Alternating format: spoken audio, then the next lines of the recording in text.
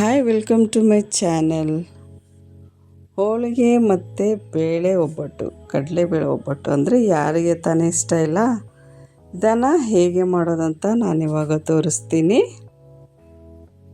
ಇದಕ್ಕೆ ಮೈದಾ ಹಿಟ್ಟನ್ನು 2 ಕಪ್ ತೊಗೊಳ್ತಾ ಇದ್ದೀನಿ ನಾನು.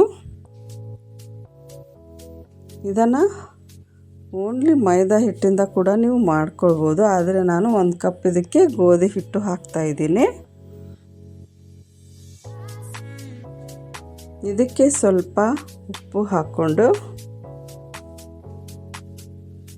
ಕಲಿಸ್ಕೊಳ್ಬೇಕು ಚೆನ್ನಾಗಿ. ನಿಮಗೆ ಬೇಕಾದರೆ ಸ್ವಲ್ಪ ಅರಿಶಿನ ಕೂಡ ಹಾಕ್ಕೋಬೋದು.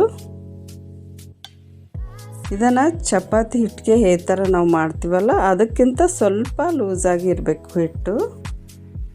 ಈ ಥರ ಸ್ವಲ್ಪ ಸ್ವಲ್ಪ ನೀರು ಹಾಕ್ಕೊಂಡು ಇದನ್ನು ಚೆನ್ನಾಗಿ ಮಿಕ್ಸ್ ಮಾಡಿ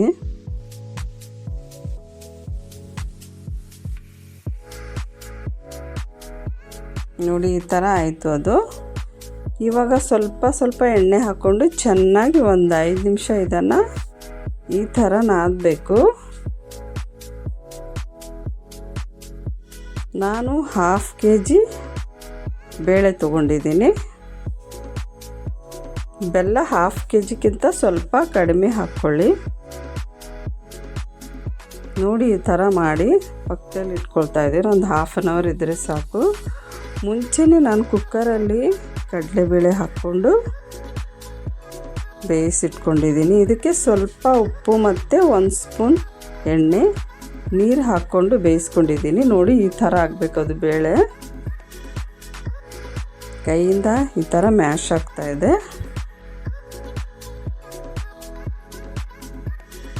ನಿಮಗೆ ಬೆಂದಿಲ್ಲ ಅಂದರೆ ಇನ್ನೊಂದು ವಿಸಿಲ್ ಕೂಡ ಇಟ್ಕೋಬೋದು ನೀವು.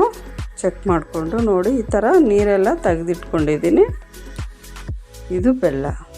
ನಾವು ನಾರ್ಮಲಿ ಯೆಲ್ಲೋ ಕಲರ್ ಬೆಲ್ಲ ನಾವು ಇದನ್ನು ಯೂಸ್ ಮಾಡ್ತೀವಲ್ವ, ಇದು ಆರ್ಗ್ಯಾನಿಕ್ ಬೆಲ್ಲ. ಕಲರಲ್ಲಿ ಈ ಥರ ಡಾರ್ಕ್ ಆಗಿರುತ್ತೆ, ಆದರೆ ಟೇಸ್ಟ್ ಕೂಡ ತುಂಬ ಚೆನ್ನಾಗಿರುತ್ತೆ. ಇದನ್ನು ಯೂಸ್ ಮಾಡಿ. ನೋಡಿ, ನಿಮ್ಮ ಜೊತೆ ಒಂದು ಟಿಪ್ಪನ್ನು ಶೇರ್ ಮಾಡ್ತೀನಿ. ಬೆಲ್ಲನ ಪೌಡ್ರ್ ಮಾಡಬೇಕಂದ್ರೆ ತುಂಬ ಕಷ್ಟ ನಮಗೆ. ಈ ಥರ ಕುಕ್ಕರಲ್ಲಿ ಒಂದು ಪಾತ್ರೆ ಮುಂಚೆ ಇಟ್ಕೊಂಡಿದ್ದೀನಿ, ಮತ್ತು ಇನ್ನೊಂದು ಪಾತ್ರೆ ಈ ಥರ ಇಟ್ಕೊಳ್ಳಿ. ಅದಕ್ಕೆ ಅದರಲ್ಲಿ ಬೆಲ್ಲ ಈ ಥರ ಇಡ್ತಾಯಿದ್ದೀನಿ. ಇದಕ್ಕೆ ಲಿಡ್ ಇಟ್ಕೊಂಡು ಕುಕ್ಕರ್ಗೆ ವಿಸಿಲ್ ತೆಗೆದುಹಾಕಿ ಇದನ್ನು ಸಿಮ್ಮಲ್ಲಿ ಒಂದು 10 ನಿಮಿಷ ನೀವು ಇಟ್ಕೊಂಡ್ರೆ ಅದು ಸ್ಟೀಮಲ್ಲಿ ಈ ಥರ ಆಯಿತು ನೋಡಿ. ಅದು ಸ್ವಲ್ಪ ಕುಕ್ಕರ್ ತಣ್ಣಗಾದ್ಮೇಲೆ ತೆಗೆದುಕೊಳ್ಳಿ. ಈ ಥರ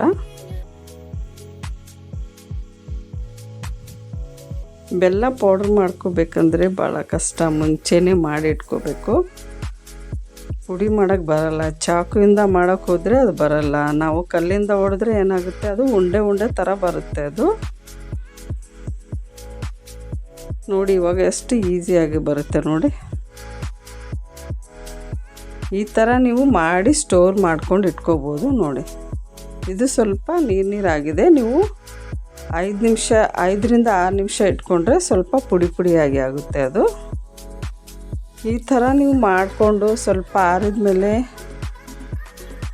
ನೀವು ಬಾಕ್ಸಲ್ಲಿ ಇದನ್ನು ಸ್ಟೋರ್ ಮಾಡಿಕೊಂಡು ಇಟ್ಕೊಂಡ್ರೆ, ನೀವು ಯಾವಾಗಾದರೂ ಹಬ್ಬ ಸೀಸನಲ್ಲಿ ನಾವು ಭಾಳ ಸ್ವೀಟ್ಸ್ ಎಲ್ಲ ಮಾಡ್ತಾ ಇರ್ತೀವಲ್ವ, ಆವಾಗ ನಿಮ್ಗೆ ಈಸಿಯಾಗಿ ಕೆಲಸ ಆಗಿಬಿಡುತ್ತೆ. ನೋಡಿ, ಈ ಥರ ಎಷ್ಟು ಈಸಿಯಾಗಿ ಬರ್ತಾಯಿದೆ ಇದು ಮೆತ್ತಗೆ. ನೋಡಿ, ಪುಡಿ ಆಗ್ತಾಯಿದೆ ಈ ಥರ. ಇದು ಬೇಳೆ ಸ್ವಲ್ಪ ಬಿಸಿಯಾಗಿ ಇದೆ. ಆವಾಗಲೇ ನೀವು ಬೆಲ್ಲ ಹಾಕ್ಕೊಂಡ್ರೆ ಅದು ಚೆನ್ನಾಗಿ ಮಿಕ್ಸ್ ಆಗುತ್ತೆ ಅದರಲ್ಲಿ.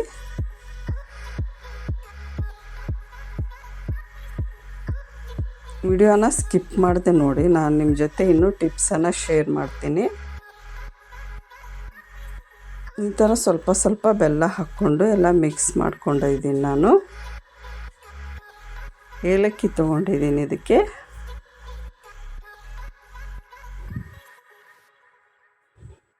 ಇದನ್ನು ಇವಾಗ ಮಿಕ್ಸಿ ಜಾರ್ಗೆ ಹಾಕ್ಕೊಂಡು ರುಬ್ಕೊಳ್ಳೋಣ. ಇದನ್ನು ರುಬ್ಬುವಾಗ ನೀರೇನು ಹಾಕ್ಕೊಳ್ಳೋದು ಅವಶ್ಯಕತೆ ಇಲ್ಲ, ಏಕೆಂದರೆ ಬೇಳೆಯಲ್ಲಿ ಸ್ವಲ್ಪ ನೀರಿರುತ್ತೆ ಮತ್ತು ಬೆಲ್ಲ ಕೂಡ ಸ್ವಲ್ಪ ರುಬ್ಬಿದಾಗ ಈ ಥರ ಆಗುತ್ತೆ ನೋಡಿ.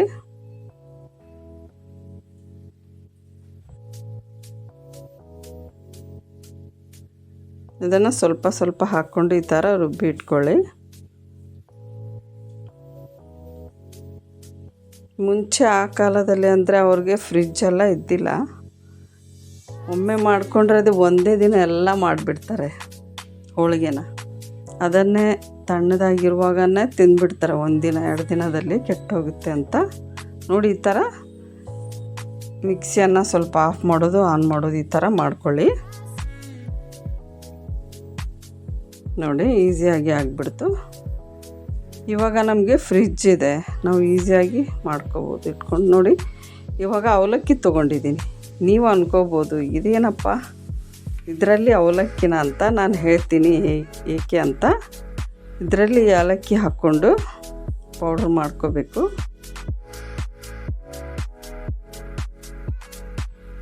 ನೋಡಿ ಈ ಥರ ಪೌಡ್ರ್ ಮಾಡ್ಕೊಳ್ಳಿ.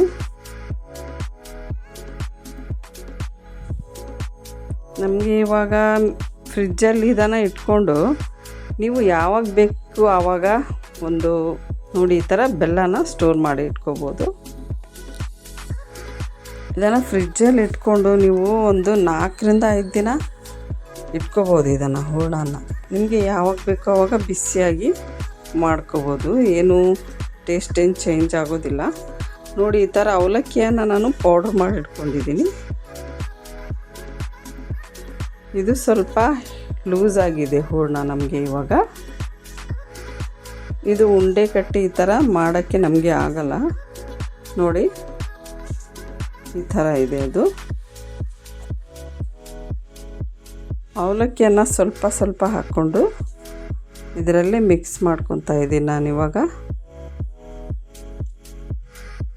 ಇದನ್ನು ಹಾಕೋದ್ರಿಂದ ಅದು ಅವಲಕ್ಕಿ ಅದರಲ್ಲಿರೋ ನೀರೆಲ್ಲ ಅಬ್ಸರ್ವ್ ಮಾಡ್ಕೊಳ್ಳುತ್ತೆ ಅದು. ಆವಾಗ ನಮಗೆ ಕರೆಕ್ಟಾಗಿ ಅದು ಉಂಡೆ ಮಾಡೋಕ್ಕೆ ಈಸಿಯಾಗಿ ಆಗುತ್ತೆ.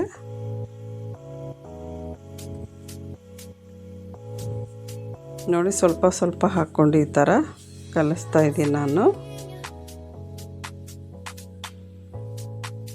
ಸ್ವಲ್ಪ ಜನ ಏನು ಮಾಡ್ತಾರೆ ಅಂದರೆ ಅದು ಹೂರಣ ಲೂಸ್ ಆದರೆ ಮತ್ತೆ ಕಡಾಯಲ್ಲಿ ಹಾಕ್ಕೊಂಡು ಬಿಸಿ ಮಾಡೋದು ಆ ಥರ ಮಾಡ್ತಾರೆ. ಹಾಗೆ ಮಾಡೋದ್ರಿಂದ ಏನಾಗುತ್ತೆ ಅಂದರೆ ಒಮ್ಮೊಮ್ಮೆ ಬೆಲ್ಲ ಕರಗಿ ಇನ್ನೂ ಅದು ಲೂಸ್ ಆಗಿಬಿಡುತ್ತೆ. ನಮಗೆ ಅದು ಏನು ಮಾಡಬೇಕಂತ ಗೊತ್ತಾಗೋದಿಲ್ಲ. ಈ ಟಿಪ್ಪನ್ನು ನೀವು ಫಾಲೋ ಮಾಡಿದರೆ ನಿಮಗೆ ಚೆನ್ನಾಗಿ ಬರುತ್ತೆ ಹೂರಣ. ನೋಡಿ ಉಂಡೆ ಈಸಿಯಾಗಿ ಆಯಿತು. ಇವಾಗ ಈ ಥರ ಇದ್ದರೆ ನಿಮಗೆ ಮಾಡೋಕ್ಕೆ ಈಸಿಯಾಗಿ ಆಗುತ್ತೆ. ಇದನ್ನೆಲ್ಲ ಒಂದು ಪಾತ್ರೆಗೆ ಇಟ್ಕೊಳ್ಳಿ.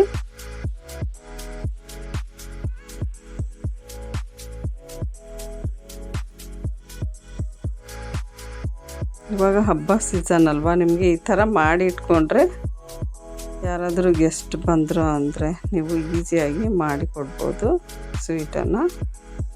ನೋಡಿ ಮತ್ತೆ ಹಿಟ್ಟನ್ನು ತಗೊಂಡು ನಾನು ಈ ಥರ ಮತ್ತೆ ನಾದ್ತಾ ಇದ್ದೀನಿ. ಒಂದು 5 ನಿಮಿಷ ಈ ಥರ ಮಾಡಿ ಮತ್ತೆ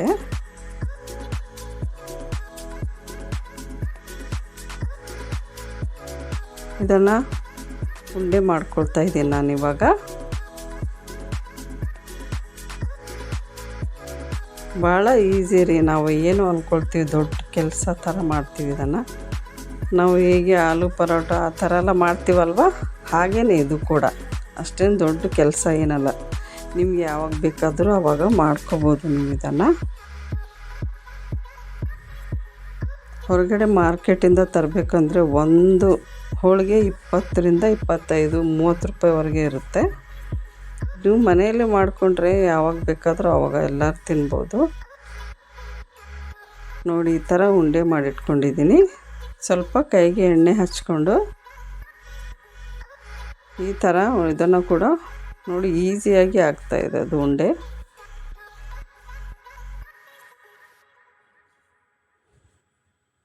ಇದು ಸ್ವಲ್ಪ ಲೂಸಾಗಿ ಆದರೆ ಹೂರಣ ನಮಗೆ ಮಾಡೋಕ್ಕೆ ಭಾಳ ಕಷ್ಟ ಆಗುತ್ತೆ.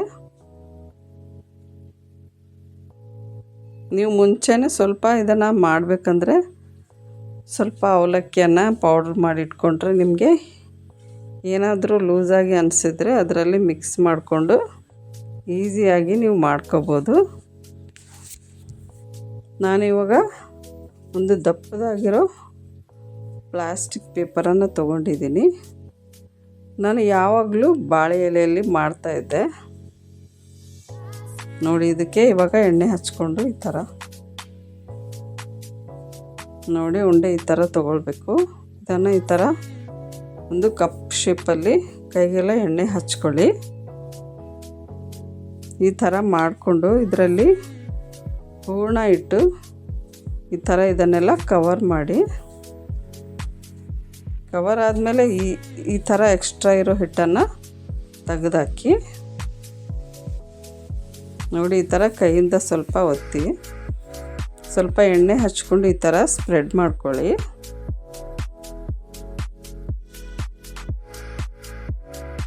ಮತ್ತು ಈ ಥರ ಲಟ್ಟಣಿಕೆ ತೊಗೊಂಡು ಇದಕ್ಕೆ ಹಿಟ್ಟು ಹಚ್ಚಬೇಡಿ, ನೀವು ಎಣ್ಣೆ ಹಚ್ಕೊಂಡೇ ಮಾಡಬೇಕು. ಸ್ವಲ್ಪ ಸ್ವಲ್ಪನೇ ಈ ಥರ ಮಾಡಿಕೊಂಡು ಈ ಥರ ಪೇಪರನ್ನು ತಿರುಗಿಸ್ತಾ ಇದ್ದೀನಿ ನಾನು. ಮುಂಚೆ ನಾನು ಲಾಸ್ಟ್ ಟೈಮ್ ಮಾಡಿದಾಗ ಬಾಳೆ ಎಲೆಯಲ್ಲಿ ಮಾಡಿದ್ದೆ. ಇವಾಗ ಎಲ್ಲೇ ರೀ ಗಿಡ ಇರೋಕ್ಕೆ ಕೊಡಲ್ಲ, ಪ್ರಾಣಿಗಳು ಬೇಡ, ಗಿಡ ಬೇಡ, ಹೇಗೆ ರೀ ನೇಚರ್ ಬ್ಯಾಲೆನ್ಸ್ ಆಗೋದು? ಅವಿದ್ರೇ ಅಲ್ವಾ.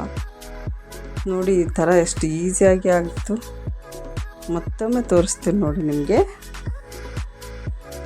ಈ ಥರ ಮಾಡ್ಕೊಳ್ಳಿ. ಇದರಲ್ಲಿ ಹೂರಣ ಇಟ್ಕೊಳ್ಳಿ. ನೋಡಿ ಎಷ್ಟು ಈಸಿಯಾಗಿ ಆಯಿತು ಅಲ್ವಾ ಇದು. ಇಷ್ಟೇ ರೀನಾ. ಇದನ್ನು ಮೈದಾ ಹಿಟ್ಟಲ್ಲಿ ಮಾಡಿದರೆ ಅದು ಬೇರೆ ಥರ ಇರುತ್ತೆ, ಅಂದರೆ ಓನ್ಲಿ ಮೈದಾ ಹಿಟ್ಟು, ಅದಕ್ಕೆ ಗೋಧಿ ಹಿಟ್ಟು ಹಾಕಲ್ಲ. ಆ ಥರ ಕೂಡ ನಾನು ನೆಕ್ಸ್ಟ್ ಟೈಮ್ ನಿಮಗೆ ತೋರಿಸ್ತೀನಿ.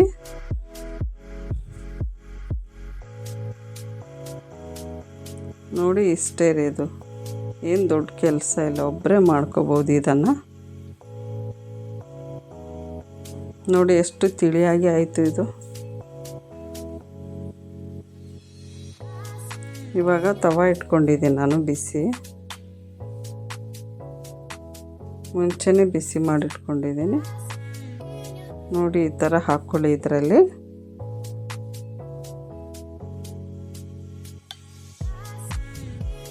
ಇದನ್ನು ಈ ಥರ ಬೇಯಿಸಬೇಕು. ಒಂದು 5 ನಿಮಿಷದಲ್ಲಿ ಆಗಿಬಿಡುತ್ತೆ ನೋಡಿ. ಒಂದು ಕಡೆ ನಾನು ತವಾದಲ್ಲಿ ಮಾಡ್ತಾಯಿದ್ದೀನಿ, ಇನ್ನೊಂದು ಕಡೆ ಈ ಥರ ಹೂರಣ ಇಟ್ಕೊಳ್ತಾ ಇದ್ದೀನಿ ಅಷ್ಟೇ. ನಾವು ಚಪಾತಿ ಈ ಥರ ಮಾಡ್ತೀವಲ್ವ ಆ ಥರನೇ ಒಬ್ಬರೇ ಮಾಡ್ಕೋಬೋದು ನಾವು ಸಿಂಪಲ್ಲಾಗಿ. ನೋಡಿ ಈ ಥರ ತಿರುಗಿಸ್ಕೊಂಡು ಇದಕ್ಕೆ ಎಣ್ಣೆ ಹಾಕ್ಕೊಳ್ತಾ ಇದ್ದೀನಿ ಸ್ವಲ್ಪ. ನೀವು ಈ ಥರ ಮಾಡಿದ್ದನ್ನು ನೀವು 2 ದಿನ ತಿನ್ಬೋದು. ಇದನ್ನು ಬಿಸಿ ಮಾಡಿಕೊಂಡು, ಇಲ್ಲಾಂದರೆ ನಾನು ಹೇಳಿದ ಥರ ನಿಮಗೆ ಹೂರಣ ಫ್ರಿಜ್ಜಲ್ಲಿ ಇಟ್ಕೊಂಡು ಯಾವಾಗ ಬೇಕಂದರೆ ಆವಾಗ ನೀವು ಬಿಸಿಯಾಗಿ ಕೂಡ ಮಾಡ್ಕೋಬೋದು. ನಾನು ಹೇಳಿರೋ ಈ ಟಿಪ್ಪನ್ನು ನೀವು ಫಾಲೋ ಮಾಡಿದರೆ, ಅಂದರೆ ಬೆಲ್ಲನ ಹೇಗೆ ಮಾಡಬೇಕು ಪೌಡ್ರ್ ಆ ಥರ ನೀವೆಲ್ಲ ಮುಂಚೆನೇ ಮಾಡಿಟ್ಕೊಂಡ್ರೆ ಈಸಿಯಾಗಿ ಮಾಡ್ಕೋಬೋದು. ತುಂಬ ಟೇಸ್ಟಿಯಾದ ಬೇಳೆ ಒಬ್ಬಟ್ಟು ರೆಡಿ. ಈ ವಿಡಿಯೋ ನಿಮಗೆ ಇಷ್ಟ ಆದರೆ ಒಂದು ಲೈಕ್ ಮಾಡಿ, ನಿಮ್ಮ ಫ್ಯಾಮಿಲಿ ಆ್ಯಂಡ್ ಫ್ರೆಂಡ್ಸ್ ಜೊತೆ ಶೇರ್ ಮಾಡಿ. ನೀವು ಕೂಡ ಇದನ್ನು ಟ್ರೈ ಮಾಡಿ, ನಿಮ್ಮ ಫ್ಯಾಮ್ಲಿಯವ್ರಿಗೆಲ್ಲ ಸರ್ವ್ ಮಾಡಿ. Thank you. ಎಷ್ಟು ರುಚಿಯಾದ ಬೇಳೆ ಒಬ್ಬಟ್ಟು ರೆಡಿ.